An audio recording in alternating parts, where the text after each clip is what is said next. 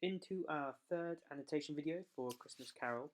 In this one, I will discuss how the Gothic and the horror themes become more prominent, while still maintaining the contrast of humour that Dickens uses as well. So we're starting today from Scrooge took his melancholy dinner just after leaving work. We see Scrooge is depressing his solitary lifestyle. Note the repetition of that word melancholy to describe both the dinner and the tavern, and this emphasises the sadness of his life. The setting continues to build a dark gothic theme. Again, emotive language. Look at the sort of negative darkness. Words like gloomy, words like dreary. Again, talks about frost and fog and a black old gateway. Everything described in a very negative gothic way. Think about that sort of, those gothic conventions of these ancient urban surroundings and settings. He also notes that he lives in the chamber that once belonged to his deceased partner, meaning Marley. Again, a foreshadowing of Marley's arrival in the story, and suggesting Scrooge doesn't seem to worry or care about anything, in terms of nostalgia or spirit. And finally, as well, a bit of personification here, the genius of the weather, and we get another death reference with the idea that it's mourning, it's a mournful meditation. So again, more references to death and the Gothic.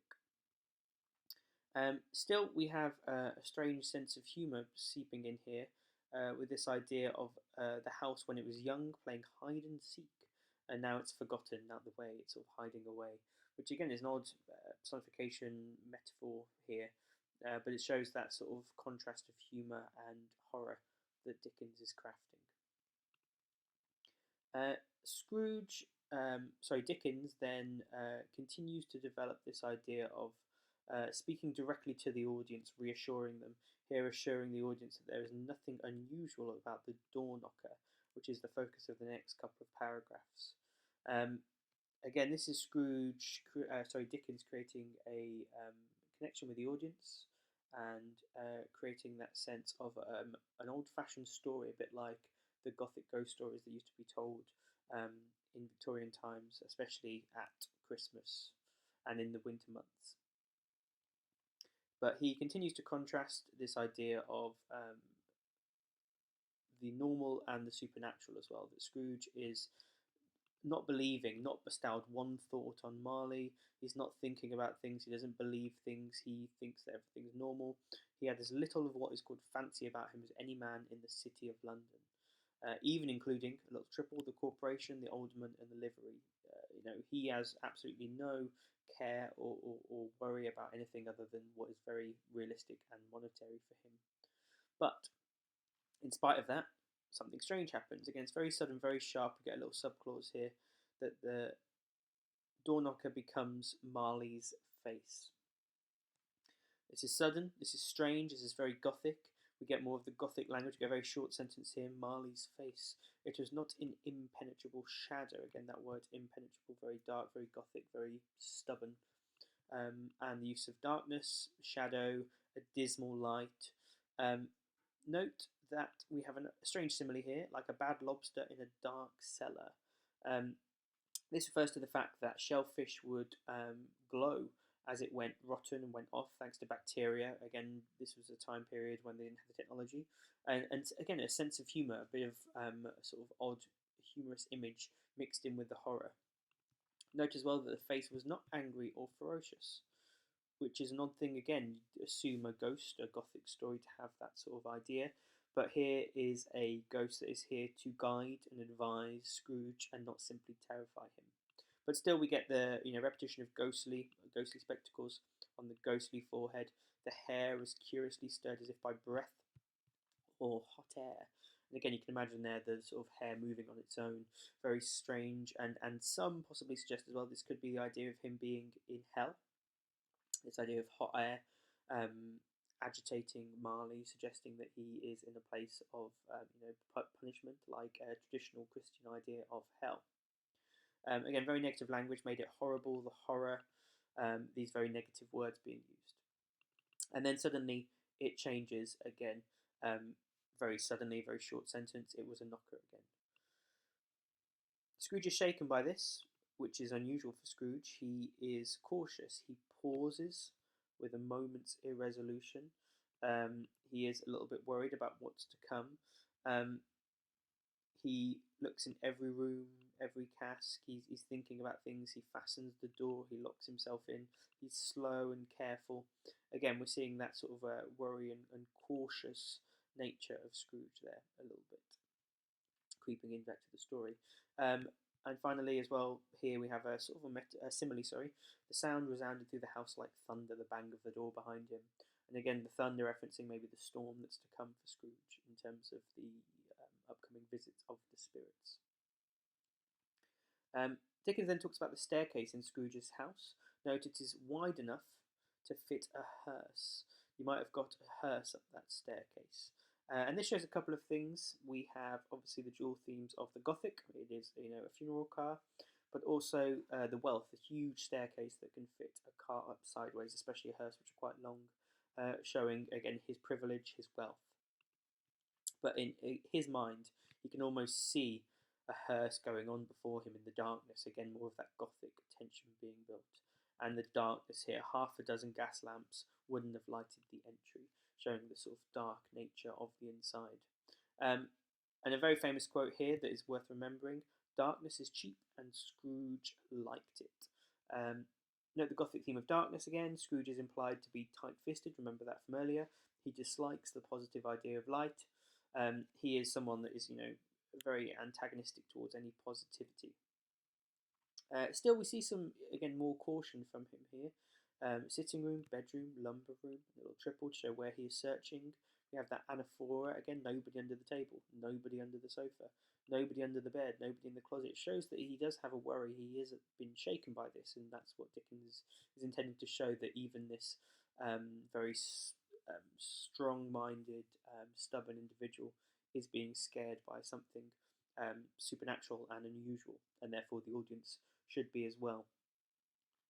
He sits down to eat, again a very meagre meal, the gruel, which again shows that he doesn't seem to care. It's even described as a little saucepan of gruel, which shows again his lack of care for anything beyond the sort of basic, the plain, the practical.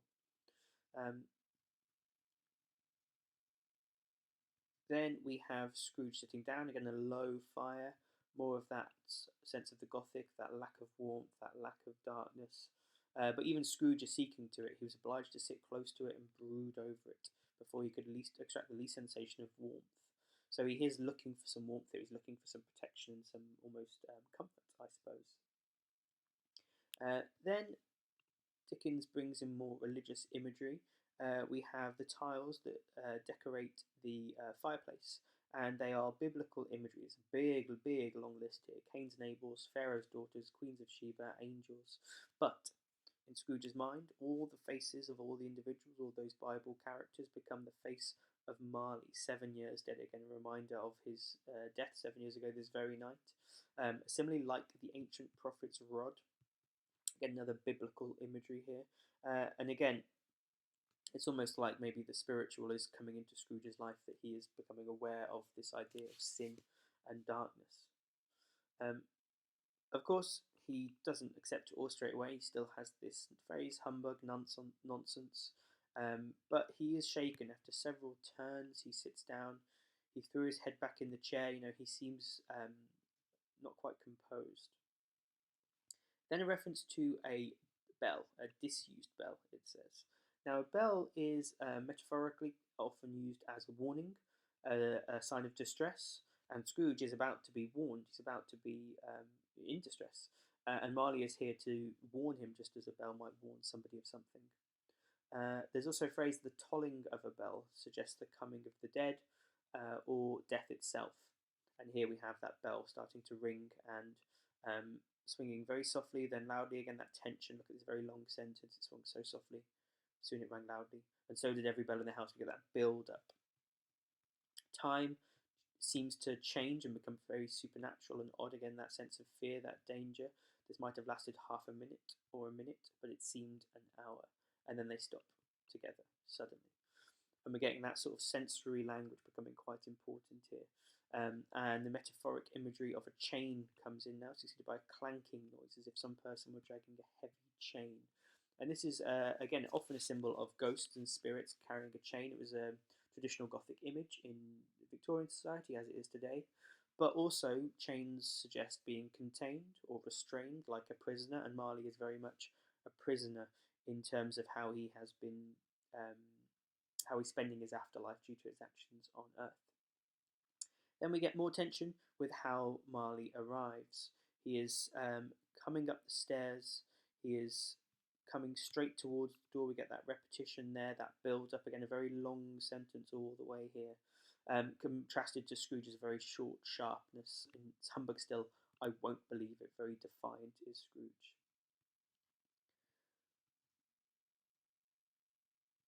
We have some personification here after Marley's arrival. Again, walking through the door, very stereotypical ghost-like behaviour.